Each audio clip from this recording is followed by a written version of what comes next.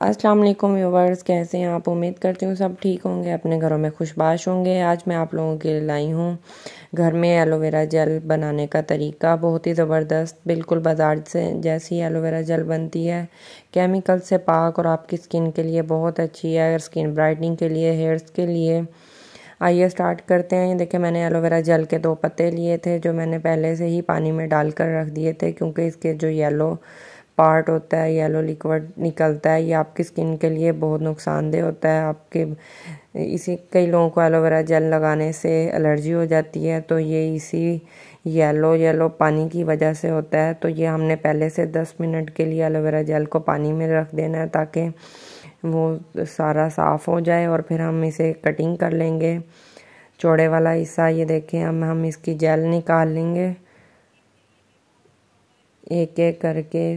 یہ جیل نکالنے کے کئی طریقے ہیں، آپ ایسے بھی نکال سکتے ہیں، یا آپ ایک پلیٹ میں رکھ کے چمچ کی مدد سے بھی نکال سکتے ہیں۔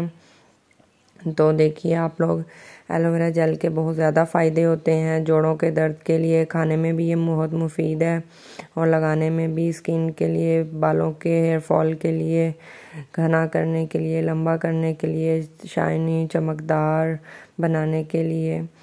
یہ دیکھیے، میں نے چمچ کی مدد سے ایلو ویرا جیل کو نکال لیا تھا، تو یہ ہاتھوں سے تھوڑی پھسلتی ہے، لیکن آپ کوشش کریں گے تو یہ اچھے طریقے سے آپ لوگ اسے نکال لیں گے۔ یہ دیکھیں، میں نے 2 پتے لیے تھے اور اس کا ایلو ویرا جیل نکالی، اور اب اس میں ایڈ کری ہوں روز واٹر، تقریباً 4 to 5 ٹیبل اسپون، اور اب میں اسے بلینڈ کر لوں گی اچھے طریقے سے بلینڈر میں۔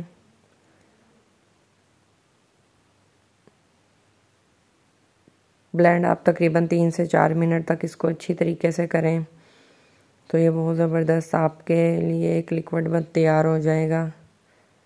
اس طریقے سے آپ لوگ 1 ماہ تک ایلو ویرا جیل کو سٹور کر سکتے ہیں، اور اپنے فیس پہ یوز کریں، بالوں پر یوز کریں۔ یہ دیکھیں، اب میں نے لیکوڈ تیار کر لیا، اور اب میں اس میں ایڈ کری ہوں کارن فلور۔ کارن فلور بھی آپ کے چہرے کے لیے کوئی نقصان دہ نہیں ہے، تو اب ہم اس میں کسی بھی اسٹور سے لے لیں، یا آپ پہلے ہر ایک کے گھر میں موجود ہوتا ہے، تو اس میں ہم 1 چمچ کارن فلور لیں گے، اور تھوڑا سا پانی لے کر اس کے اندر اچھی طرح سے مکس کریں گے۔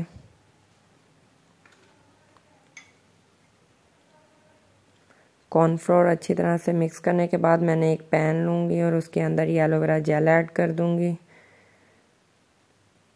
اور پھر ہم اس میں آہستہ آہستہ کارن فلور ایڈ کریں گے بوائل آنے کے بعد۔